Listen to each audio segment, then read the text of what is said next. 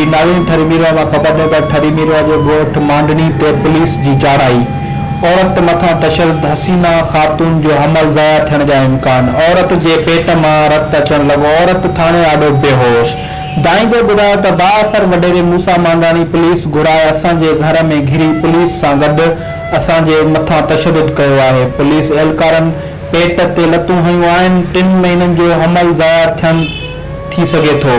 मूसां इंसाफ़ कयो वञे। ठरीमीरवा पुलिस फरियाद दाख़िल करण बदिरां नारी खे बिना लेटर अस्पताल रवानो कयो। ठरीमीरवा रिपोर्टर शफीक शर।